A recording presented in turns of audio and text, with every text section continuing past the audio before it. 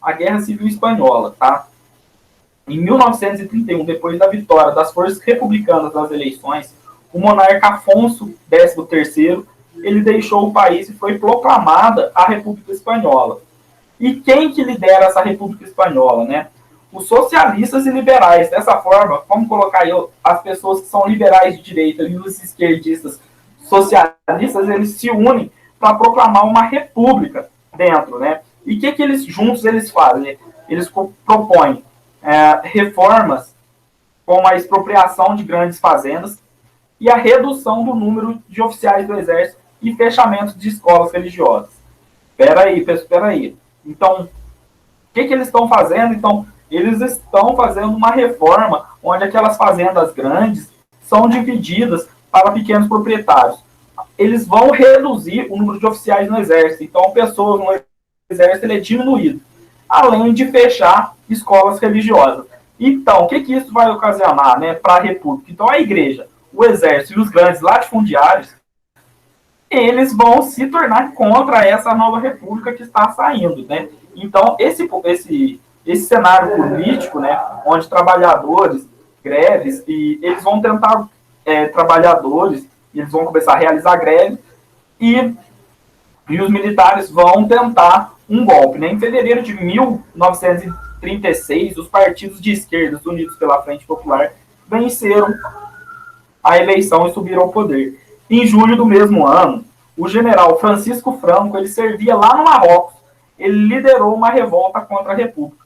E o Franco, ele teve apoio de quem? Quem estava insatisfeito com a República? Os líderes do exército, a igreja, os monarquistas que tinham saído do poder em 31 também voltam, e também os latifundiários industriais, além da falange, eles vão fazer um partido eles vão formar um partido fascista. Isso era o início de uma guerra civil, que vai de 1936 até 1939, que resultaria em quase 1 milhão de mortes. Pessoal, vou dar uma pausa aqui nessa leitura desse texto e vamos explicar, vamos entender como está o mundo nesse início do século XX, né? Novamente. Então, na Rússia está com o bolchevismo, está com aquela ideia de bolchevique, né? Está liderada por Stalin. Enquanto o Trotsky, ele não está na Rússia, nessa União Soviética, nessa Rússia. Onde que esse Stalin está, né? O Stalin não, o Trotsky, ele está se organizando outras frentes e levantes trabalhistas com características socialistas ao redor do mundo. No Brasil, o que está tendo no Brasil? Nós estamos tendo também, além do movimento integralista de Plínio Salgado, em menor parte, temos reformas trabalhistas, temos uma república se instaurando, já bem mais madura, já caminhando com o governo Vargas. Então, e na Europa temos o nazismo na Alemanha se instaurando, o fascismo na Itália, agora o fascismo na Espanha, além de movimentos trabalhistas, sociais e liberais no decorrer dessa Europa. Então é um movimento, igual está escrito aqui, ó, é um cenário político que fervilhava, né, com muitas ideias. E o que isso significa? Pessoal, vamos entender primeiro que as pessoas elas temiam tanto uma social, tanto uma liberal democracia. Assim também como eles temiam o bolchevismo. Então, de certa forma, isso proporciona essa ascensão de ideias fascistas. E essas ideias fascistas também tomam essa Espanha. Pessoal, é legal vocês entenderem por que esse general está fazendo lá na França. Lembra lá atrás, quando a gente vimos na Conferência de Berlim, depois de movimentos imperialistas dentro da África, a Espanha tinha colônias dentro desse território africano, que era o Marrocos. E esse Francisco Franco, ele era um general que estava lá, e ele organiza todas essas classes, que até então eram classes dominantes, né? Então, líderes do exército, igreja, monarquistas, latifundiários, eles recém fundam o Partido Fascista. Basicamente, essa base aliada entre igreja, exército e latifundiário também é parecida com a base aliada do atual governo do Brasil, né? O governo do Jair Bolsonaro, ele tem um apoio do exército, das forças armadas. Quando colocamos igreja, diferentemente, não é a igreja católica, mas tem uma base católica e protestante, tem apoiado ele, assim como os grandes latifundiários, né? E isso é a base aliada dessa guerra civil. E como que vai funcionar a guerra civil? Vai ter italianos dos dois lados, vai ter os espanhóis, vai ter os espanhóis que vão estar tendo apoio de nazistas e fascistas, e também vai ter a outra parte que vai estar tendo apoio da União Soviética e da França. A França ela não apoia diretamente, só que ela deixa voluntários se juntar a esses exércitos. Né? De fato, essas brigadas de voluntários, eles escolaram-se dos mais variados partes do mundo para lutar pelos ideais, tanto democrático, tanto pelo ideal socialista. Então, enquanto isso, Itália, Alemanha e União Soviética continuaram ajudando em combatentes. Em outubro de 1937, cerca de 60 mil homens voluntários italianos lutaram na Espanha. Hitler enviou 6 mil homens e centenas de aviões.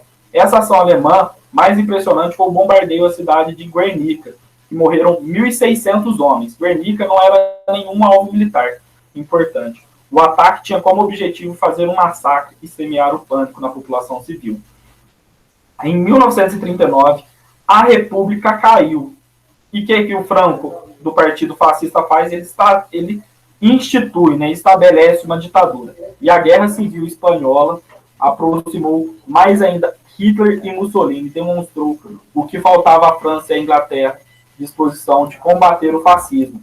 Então, o que isso vai mostrar? Né? Vai mostrar que agora os partidos, esses ideais nazifascistas, ganhou mais um adepto dentro da Europa. Tinha outros lugares que tinham, até mesmo no Brasil, com Plínio Salgado, vai ter adeptos. Só que quando instaura um governo, um ditador, né, no caso ele instaura uma ditadura fascista, né, isso vai ganhando força dentro da Europa, porque já não é mais só Mussolini nem só o Hitler, agora é Mussolini, o Hitler e o Francisco Franco.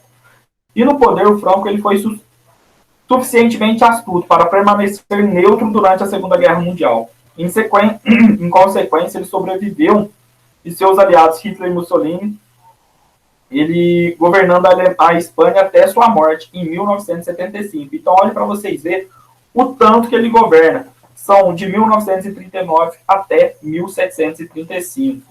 1939 a 1975.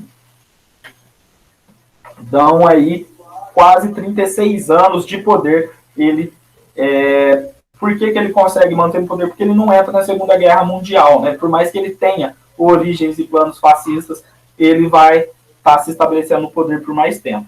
A política expansionista alemã, só para a gente entender. Pessoal, uma das práticas e das ideias de Hitler era que, dentro dessas políticas expansionistas, tinha a ideia de espaço vital. A ideia de espaço vital e a ideia de raça superioridade, da superioridade da raça alemã, estavam juntas. E o que isso significa? Que essas ideias estavam juntas, estavam bem organizadas. Elas estavam em total sintonia, e isso faz que todas essas ideias em total sintonia, elas, além de se organizar, elas se tornam mais fortes, né? E isso, o que vai acontecer? O tratado, como que ele vai fazer para ele quebrar esse tratado que existia, que era o Tratado de Versalhes? A Alemanha, ela começa a rearmar-se e ela começa, o tratado tinha que a Alemanha tinha que fazer duas coisas. Ela tinha que, além de pagar multas, ela tinha que não ter arma e desmilitarizar. Mas só que em 1935, o Hitler falou assim, a Alemanha não se considera mais obrigada às determinações de Versalhes. O que ele vai fazer? Ele vai começar a recrutar militares, construir uma força aérea e fortalecer a marinha. E a França, sem oferecer muita resistência enquanto isso, ela falou, pode fazendo isso. A Inglaterra renegocia, né? Ela vai falar, não, pode aumentar um pouco sua marinha. Por que elas são tão importantes? Porque quando faz o Tratado de Versalhes, junto com os Estados Unidos, elas se ocupam em fiscalizar que a Alemanha não tenha um recrutamento militar, que ela não reconstrua uma força aérea e também não vai fortalecer sua marinha. E não é isso que acontece. Então, os objetivos do governo nazista era a incorporação da Áustria no Terceiro Reich. E eles, como, se vocês lembrarem, na Primeira Guerra Mundial, a Alemanha perde território, eles querem alguns territórios que eles perderam, além de outros territórios.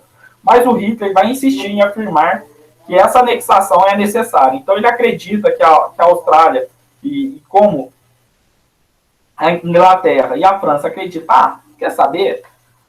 Vamos deixar ele invadir a Áustria, Porque não vale, eu não vou ficar entrando em guerra de novo com a Alemanha por causa da Áustria. Deixa ele invadir a Áustria. Eles avisam o chanceler austríaco que eles não queriam uma invasão alemã, mas também não ia fazer nada também para impedir. E sem apoio no caso, o chanceler, né, com von String, sei lá como é que fala isso, ele renunciou. Em 13 de março de 1938, o que acontece? A Áustria foi declarada província alemã pelos líderes nazistas locais. Então, eles já anexaram a Áustria a esse lugar.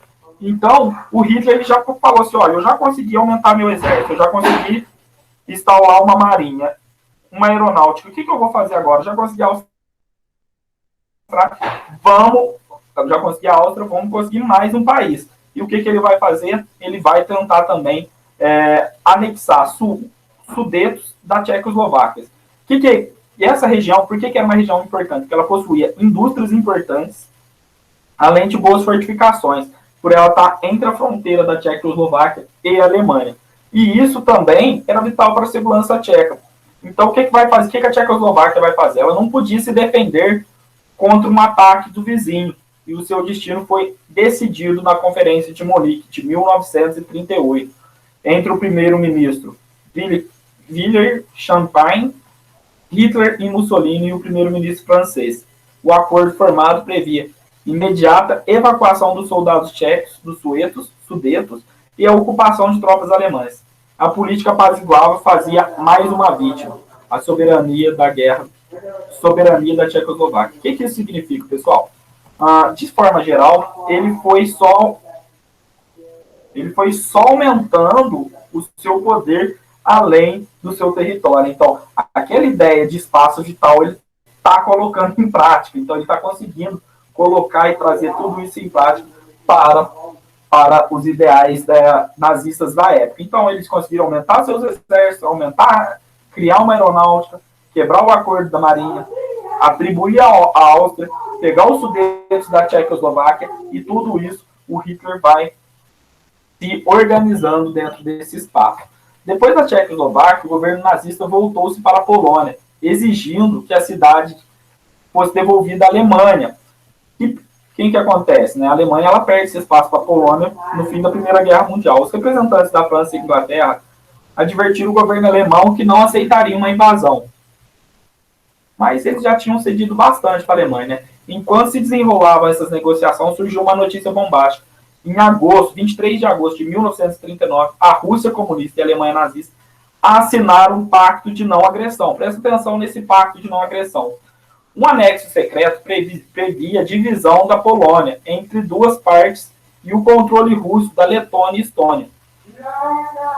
Esse pacto do governo germano-soviético, também conhecido Pacto de Ribbentrop-Molotov, foi um sinal para a invasão da Polônia. E no amanhecer de 1º de setembro de 1939, as tropas alemãs atravessaram a fronteira. Então, o que aconteceu? Né? A Inglaterra e a França declaram guerra à Alemanha. E assim tem início a Segunda Guerra Mundial. Pessoal, é legal vocês entenderem que a Rússia também abre mão de alguns desses territórios para a Alemanha. Lembra que quando a Rússia passa a ser a União Soviética, alguns daqueles territórios, Lituânia, Estônia, eles perdem esses territórios, depois passa para a Alemanha e depois volta para a Rússia de novo e fica nesse jogo de terra. E esse pacto de não agressão é muito importante porque ele é um pacto que vai ser quebrado futuramente.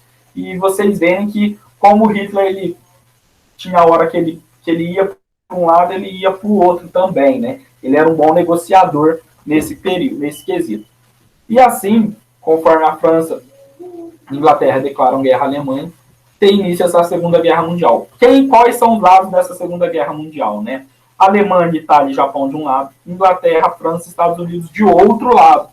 E isso forma, de um lado, o eixo, de um lado, os aliados.